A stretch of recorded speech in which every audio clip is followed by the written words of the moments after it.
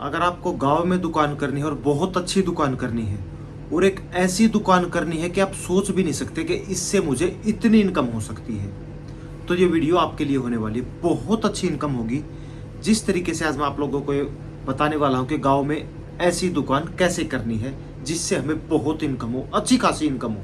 एक government job वाले बंदे से भी अच्छा खासा बिजनेस आप कैसे कर सकते हो, वो भी अपने घर में अपने गाँव में रह के। नमस्कार दोस्तों, मैं आपका होस्ट रवि रविंदर। मेरे YouTube चैनल रवि किराना बिजनेस में आप लोगों का स्वागत करता हूं। दोस्तों, बहुत कमेंट आते हैं कि सर गांव में दुकान करनी कैसे करें, छोटे लेवल पे करें या बड़े लेवल पे करें, लेकिन करें कैसे, शुरुआत कहां से करें और कहां करनी चाहिए। देखो, बहुत इसमें मैंने सोच समझ के आज कुछ ऐसे पॉइंट नोट किए हुए हैं। अगर पूरी वीडियो देखेंगे तो शायद आप लोगों के लिए एक दुकान, अच्छी खासी दुकान करना बहुत ईजी हो जाएगा। 10 मिनट की 11 मिनट की वीडियो होने वाले, ज़्यादा लंबी वीडियो नहीं होगी।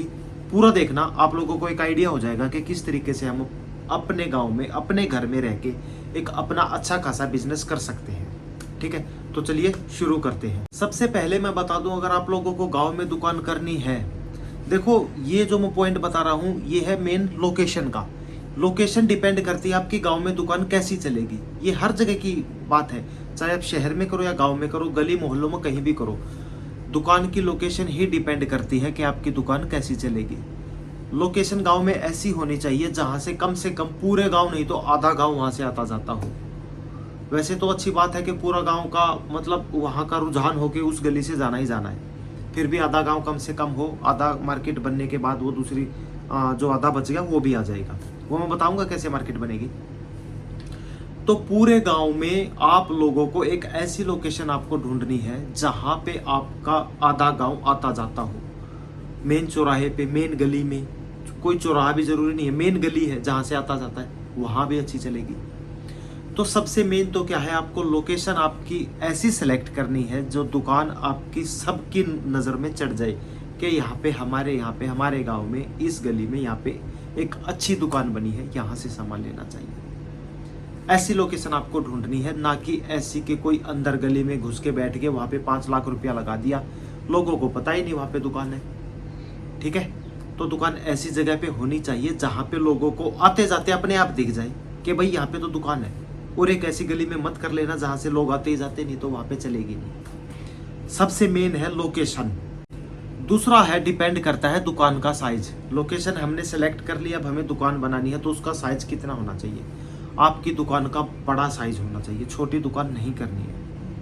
अगर किसी का छोटा है तो उसको तो देखो छोटे में ही काम चलाना पड़ेगा, लेकिन अगर किसी के पास, गांव में वैसे भी सबके पास अच्छी खासी ज़मीन होती है, जगह होती है, कम से कम मैं लोकेशन की बात कर लूँ तो 12 बाय 30 की, 10 बाय 30 की, 15 बाय 30 की, कम से कम इतनी दुकान रखना। इससे कम रखोगे तो एक काम चलाने वाली बात है, लेकिन मैं एक अच्छी दुकान की बात कर रहा हूँ। तो अच्छी करनी है तो कम से कम 10 बाय 30, 12 बाय 30, 15 बाय 30, इससे ऊपर हो जाए तो दी बेस्ट है। कम से कम इतना तो आप लोगों को रखना है। इसका होगा क्या फायदा, इस साइज में आपका पूरा सामान आ जाएगा, हर सामान आ जाएगा। छोटी दुकान में पूरा सामान कभी भी नहीं आएगा, लेकिन अगर बड़ी दुकान होगी पूरा सामान आएगा, अच्छे से रखा जाएगा। तो बड़ी दुकान करना, ये समझ के करना कि मुझे हर सामान रखना है, सुई से लेके एक बड़ी चीज तक जो आपकी दुकान में मिल सकती है, वो उसके लिए आपको थोड़ा साइज चाहिएगा। दुकान का साइज बड़ा होगा तभी सारा सामान आएगा, छोटी दुकान में कभी भी साइज नहीं आएगा। पहला लोकेशन, आपने लोकेशन सेलेक्ट कर ली। दूसरा, वही सेलेक्ट करने के बाद हमें उसके साइज बढ़ाना है कि कितना साइज हमें दुकान का लेना है, थोड़ा सा बड़ा रखना अच्छा रहेगा। दूसरा पॉइंट था ये साइज के ऊपर। तीसरे पॉइंट पे आ जाते हैं। लोकेशन होगी, हमारी दुकान का साइज हो गया। अब दुकान का हमें इंटीरियर करना है कि किस तरीके का हम इंटीरियर करें, अंदर का इंटीरियर।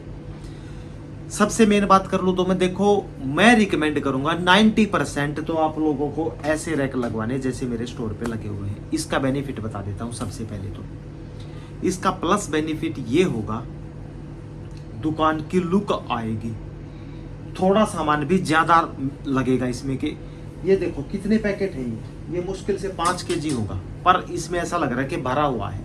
और एक लकड़ी की जो फिटिंग होती है ना, अगर छोटी दुकान है तो उसमें लकड़ी की चल जाएगी। अब ये किसी की अगर छोटी है ना तो वो ये मत सोचना कि मेरी दुकान में तो ये आएगा नहीं। ये बड़ी दुकानों के लिए बोल रहा हूँ। छोटी है तो उसमें लकड़ी की चलेगी क्योंकि ऑप्शन नहीं है, और छोटी में ये रखना भी बात। तो मैं क्या कह रहा था, ये जैसे दालें हैं लकड़ी की फिटिंग में, ये पूरा जो बॉक्स होता है एक बॉक्स, उसको पूरा भरना पड़ेगा एक ही दाल से। इसमें कोई ज़रूरी नहीं है यहाँ पे एक दाल, वहाँ पे आगे दूसरी दाल, तीसरी दाल, चौथी दाल, इस तरीके से कुछ और सामान। तो रिकमेंड करूँगा मैं, अगर बड़ा स्टोर है 10x30, 12x30, 15x30 या इससे बड़ा, तो ये ही रैक लगवाने हैं आपको। इससे दुकान की लुक आएगी। अब गांव वो गांव नहीं रहे जो हमारी सोच थी, पहले की सोच थी कि गांव में एजुकेटेड बंदे, सभी पढ़े लिखे बंदे हैं, समझदार बंदे हैं, सबको एक अच्छी चीज़ चाहिए, अच्छे स्टोर से चाहिए, अच्छी दुकान से चाहिए, साफ सफाई की चाहिए। तो ऐसा सिस्टम आपको करना है, ऐसे रैक लगवाने हैं, थोड़ी सी मॉडर्न दुकान लगेगी, अच्छी लुक लगेगी, उसका इंटीरियर इस तरीके से कराना है। दूसरा बताऊँ, इंटीरियर में आपको जो दुकान का आपका जो शटर है, मेन एंट्री है जहाँ से, उसको बंद नहीं करना। उसको आपको कम से कम 2.5 से 3 फीट तक ओपन रखना है अपने दरवाजे को खुला रखने के बाद, ताकि कस्टमर सीधा अंदर आए, ना कि कस्टमर दुकान के बाहर खड़ा है और बाहर से वो आके बोले कि भाई मुझे वो दे दो, मुझे दाल दे दो, चीनी दे दो, चावल दे दो, आप अंदर से एक पैकेट उठा के लाए और उसको दे दिए। ऐसा नहीं करना है। आपको इतना स्पेस रखना है कि कस्टमर दुकान के अंदर आए। वो मैं बताता हूँ क्यों। अब मैं ही हूँ एक कस्टमर, मैं आपकी दुकान के पास आ गया, मैं दुकान के अंदर आ गया, मुझे लेनी थी 1 kg चीनी, ठीक है, एक तेल की बोतल लेनी है मुझे, ऑयल। भाई मैं तेल वहां से उठा के लाया और आते आते मुझे दिखा कि भाई 1-2 आइटम और अच्छा लगा मुझे, यार ये डब्बा बहुत अच्छा लगा भाई, इसमें तो मिक्स ड्राई फ्रूट है सारे, ये भी ले लेता हूँ। ये मुझे क्यों अच्छा लगा? क्योंकि मैं दुकान के अंदर गया, मुझे ये दिखा। अगर दुकान के बाहर काउंटर में लगा दूंगा और दुकान के बाहर से ही कस्टमर कोई सामान मांगेगा तो मुझे वो दिखाई नहीं देगा। मैं सिर्फ जो चीज़ लेने आया था, मैं तेल लेने आया था, तो मैं तेल ही लेके वापस चला जाऊंगा। इसका प्लस बेनिफिट ये है कि आपको काउंटर ऐसा बनवाना है कि कस्टमर डायरेक्ट आपकी दुकान के अंदर आए, घूमे फिरे, कोई इशू नहीं है। अब आप, बहुत लोगों का क्वेश्चन ये होगा कि अगर दुकान में चोरी होगी, ऐसा कुछ नहीं होता, वो टाइम जा चुका है। आपको गांव में सबका पता होता है कि कौन चोर है कौन नहीं है। छोटा बच्चा है, देखो उसके बारे में कुछ कह नहीं सकते क्योंकि उसको नॉलेज नहीं होती, बच्चा है। कैमरे लगवाओ दुकान में, कोई ज़्यादा खर्चा नहीं आता, 15 से 20 हज़ार रुपये में आपके कैमरे लग जाएंगे। उससे सामने एक बोर्ड पे लग दो कि आप कैमरे की निगरानी में हैं, उससे थोड़ा सा कस्टमर ये सोचेगा कि यहाँ पे कैमरे लगे हुए हैं। कोई 1% मान के चलो कि गंदे व्यवहार का आदमी आ गया तो कोई चोरी नहीं होगी। तो ये सिस्टम रखना आपको, ऐसे रैक लगवाने हैं, अच्छी लुक आएगी दुकान की। काउंटर जो सामने होगा वो आपको इस तरीके से लगाना है, L शेप में लगा लो कि भाई एक ऐसे और ऐसे शेप में, जो इधर से जगह बच गई वहाँ से बंदा सीधा अंदर जाए दुकान में, उसको जो सामान चाहिए वो उठा के ले आए। एक सामान ले आएगा, गारंटी देता हूँ 3 लेके जाएगा अगर अंदर घुसेगा तो इस तरीके की दुकान करनी। उससे होगा कि आपकी सेल बढ़ेगी। इंटीरियर आपको ऐसा रखना है। ये है तीसरा पॉइंट। चलो अभी आपका इंटीरियर भी हो गया, लोकेशन हो गई आपकी, साइज हो गया और इंटीरियर हो गया। अब क्या करना है, आप लोगों को दुकान में सामान रखना है। पूरा सामान भर के रखो दुकान में, पूरा सामान ऐसा भरना है आपको कि भाई कोई बंदा अगर 20 आइटम की लिस्ट लेके आ गया तो आपके पास वो 20 के 20 आइटम मिलने चाहिए। गांव वालों को शहर भुला देना है। ऐसा नहीं होना चाहिए कि आपके पास 19 आइटम मिले, एक नहीं मिला पूरा, क्योंकि साइज बड़ा हो गया हमारा। हर आइटम रखो दुकान पे, हर भी। देखो मैं एक चीज बताऊं, आप लोगों को बैठना तो आपको वैसे भी है। अगर मैं बैठ रहा हूं अभी अपनी दुकान पे, चलो यही उठा लेता हूं, मैंने ये आइटम नहीं रखी तो मेरा क्या नुकसान हुआ? ये नहीं बिकेंगी, ये नुकसान हुआ। और अगर मैंने ये रख ली तो मुझे इसके लिए कोई एक्स्ट्रा 1 घंटा थोड़ी बैठना पड़ेगा। मुझे उतना ही टाइम बैठना जितना टाइम मैं बैठता हूँ, 12, 13, 14 घंटे उतना ही बैठना है। तो क्यों ना मैं सारी आइटम रखूँ? मेरा बेनिफिट होगा ना, मेरा मुनाफा होगा, तभी तो कस्टमर को। अगर मेरा मुनाफा होगा तो मेरी दुकान अच्छी चलेगी, सीधी सी बात है। दुकान अच्छी चलेगी, मुनाफा होगा, मुझे फायदा होगा। तो हर आइटम रखो, पूरी दुकान में पूरा भर के रखो, तब आपकी दुकान अच्छी चलेगी। दूसरा बता दूं मैं, ओरिजिनल ब्रांडेड सामान रखना आपको, लोकल नहीं रखना। जैसे कि मैं पहले बता रहा था, वो गांव नहीं रहे हैं जिस तरीके से आप सोच रहे थे कि पहले डाल देते थे इतने बड़े बड़े डब्बों में, दालें डाल देते थे, नमकीनें डाल देते थे। कुछ नहीं, ऐसा कुछ नहीं चलेगा। स्टैंडर्ड का सामान रखो, पैकिंग में सामान रखो, अच्छा खासा रखो। लूज में भी रखना तो बड़े बड़े बोरों में रखो, तब आपका काम अच्छा चलेगा। लोकल सामान बहुत कम रखो, बहुत कम। लोकल मीन्स, लोकल की भी परिभाषा बता देता हूँ आप लोगों को। लोकल मीन्स क्या, जिस चीज़ की ज़्यादा ब्रांडिंग होगी वो तो ब्रांड बन गया, एडवर्टाइजमेंट ज़्यादा होगी वो ब्रांड बन गया। अब लोकल में कुछ आइटम, एक तो सैंपल के तौर पे मैं आप लोगों को दिखा दूँ, जैसे ये देखो, ये एक आइटम है, इसको यहाँ पे मट्ठी बोलते हैं, लेकिन इसका टेस्ट इतना ज़बरदस्त है कि लोग इसको नाम से मांगते हैं कि मुझे मोलक राम की मट्ठी चाहिए। अब इसको मैं लोकल क्यों कह रहा हूँ, क्योंकि इसका नाम शायद आप लोग, आधे लोग तो जानते ही नहीं होंगे, लेकिन इसकी जगह अगर मैं हल्दीराम का आइटम उठाता तो आप कहते हैं हाँ हल्दीराम की है। ऐसी आइटम भी रखो। और लोकल की परिभाषा, अब जैसे मैं बता रहा था, local means third class item नहीं रखना है, सस्ती नमकीनें, सस्ते चावल, सस्ता आइटम नहीं रखना है। अपनी दुकान पे अच्छा आइटम रखना, तब आपकी दुकान चलेगी। लोगों को लगना चाहिए कि यार शहर जैसी दुकान है, उससे भी बढ़िया दुकान करो आप, तब आपकी दुकान चलेगी। रेट कम रखो, जो रेट शहर का है ना, अगर शहर में 40 रुपए केजी चीनी है तो आप भी 40 ही दो, 1 रुपया भी मत कमाओ उससे ऊपर। अगर आपको 40 पड़ रही है ना, तब भी 40 दो। सिर्फ चीनी की बात कर रहा हूँ मैं, ये सारे आइटम की बात नहीं कर रहा। चीनी तो आपको देनी भी उसी रेट में जो रेट आपको आती है। जो रेट शहर का है जिस भी आइटम का है, उसी आइटम में अगर आप लोग गांव में वही आइटम प्रोवाइड करा के दोगे गांव वालों को, सारे आइटम अगर आपके पास मिलेंगे और सेम रेट में मिलेंगे, लोग शहर क्यों जाएंगे, वो आप ही के पास आएंगे। तो रेट जेन्युइन रखो, सारा आइटम रखो। आपकी दुकान को कोई माइक का लाल नहीं रोक सकता चलाने से, अच्छी दुकान होगी तो। यार जब ऐसी दुकान कर लोगे, और अगर ये गांव में होगी, अपने आप सोचो कि चलेगी नहीं। कौन माइक का लाल है जो इस दुकान को चलने से रोक सकता, कोई रोक ही नहीं सकता।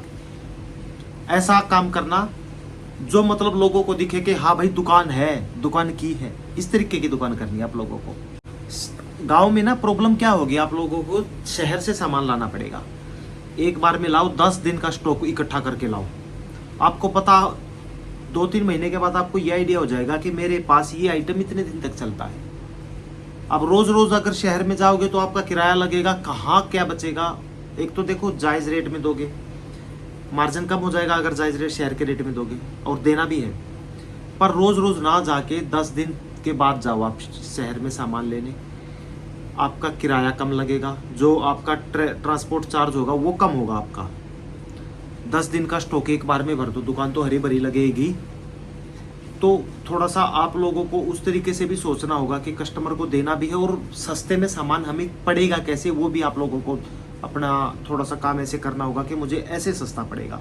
अगर मैं एक ही बार में सामान ले आऊँ 10 दिन का तो वो मुझे सस्ता पड़ेगा। मैं रोज़ 10 दिन तक जाऊँगा तो मेरा ट्रांसपोर्ट चार्ज इतना लग जाएगा जितने का उसमें बेनिफिट होने वाला उस सामान में। तो कस्टमर, वो बेनिफिट आपको कस्टमर को देना है, कस्टमर जुड़ेंगे आपसे, ठीक है। तो ऐसा काम करना आपको, एक ऐसा एवरेज बनानी है आपको कि भाई अपनी दुकान में 10 दिन का स्टॉक कम से कम आपकी दुकान में होना चाहिए।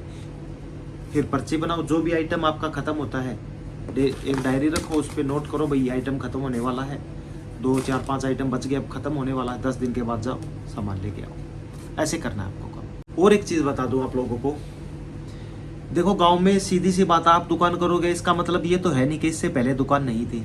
आपकी दुकान करने से पहले बड़े बड़े मगरमच्छ बैठे होंगे, शायद, हो सकता है, और इतने बड़े ना भी हों, क्योंकि गांव है, अभी तक लोगों की वही सोच है कि छोटी दुकान करके बैठ जाते हैं, लोकल सामान बेचते हैं। एक आधी दुकान हो सकती है जो, जैसे कि मैं बता रहा हूँ, ऐसी मिल सकती है। उसको कैसे कंपटीशन देना आप लोगों को बताता हूँ।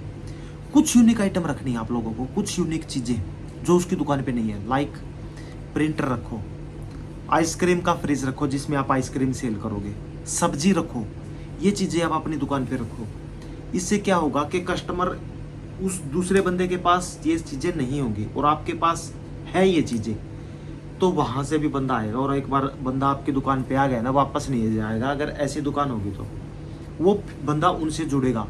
तीसरा, जो वो आइटम आपने रखी है ना, आइसक्रीम, प्रिंटर और सब्जी, इससे भी आपको बेनिफिट होने वाला है। बहुत कम होगा गांव में प्रिंटर, बहुत कम दुकानों पे होगा तो भाई बहुत दूर है, वहाँ जाना पड़ेगा, दूसरे गांव के बिल्कुल लास्ट में होगा, एक आध दुकान होंगी। ये चीज़ें आप रखो ना। बैठना वैसे भी, जैसे कि मैं पहले बता रहा था, ये आइटम भी ऐड करो ना, सब्जी भी ऐड करो, आइसक्रीम भी ऐड करो, अच्छी ब्रांड की आइसक्रीम ऐड करो, प्रिंटर रखो, कॉपी निकालो, प्रिंट निकालो, उससे आपको बेनिफिट ही मिलने वाला है, नुकसान तो कुछ है ही नहीं। कस्टमर जुड़ेंगे और उससे इनकम होगी।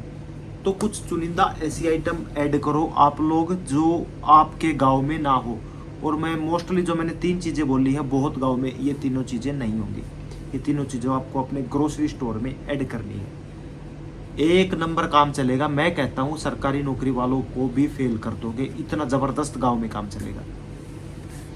लास्ट बता देता हूँ, लास्ट पॉइंट, और ये बहुत सोच समझ के बताया है। सबसे बड़ी प्रॉब्लम आने वाली गांव में आपको उधार की, उससे कैसे बचोगे आप? देखो, आप अपने गांव के हो, आपको सब पता है कि गांव में कौन डिफॉल्टर है, कौन अच्छा आदमी है, क्योंकि गांव के बंदे सबको जानते हैं। बिना उधार के आपका काम चलेगा नहीं, क्योंकि ये दुकान ऐसी है बिना उधार के चलेगी नहीं। आपको दुकान तो 100% उधार तो 100% करनी पड़ेगी, और बिना उधार काम चलेगा भी नहीं। लेकिन जेन्युइन बंदों की उधार करो। जो डिफॉल्टर बंदे हैं उनको पहली बार में ही मैं चीज़ बता रहा हूँ, पहली बार में जिस टाइम पे दुकान पे आपको ये बोलनी है कि मुझे 100 रुपये का राशन दे दो और लिख लेना, उसको तभी बोलो कि भैया मैंने नई नई दुकान करी, मैं उधार तो करता ही नहीं, ऑनलाइन काम है मेरा, कुछ ऐसा कंप्यूटर सिस्टम रख दो कि भाई मुझे बिल काटना पड़ता है, मेरा ऑनलाइन काम है, उधार नहीं चलेगी। अगर आपने उसको पहली बार में ही मना कर दिया ना, तो वो नेक्स्ट टाइम पे आपके पास कैश लेके आएगा। और अगर आपने उसकी एक बार उधार कर ली, 2 बार कर ली, 3 बार कर ली, और चौथी बार वो आपको पैसे भी देगा, फिर करनी पड़ेगी, फिर आप फंस जाओगे। वो टाइम पे पैसे देगा नहीं, आप उस टाइम पे उसको उधार देने से मना करोगे, आपके पैसे वहीं मरेंगे, वो दूसरी दुकान पे जाएगा। फिर पहली बार में ही मना करना है।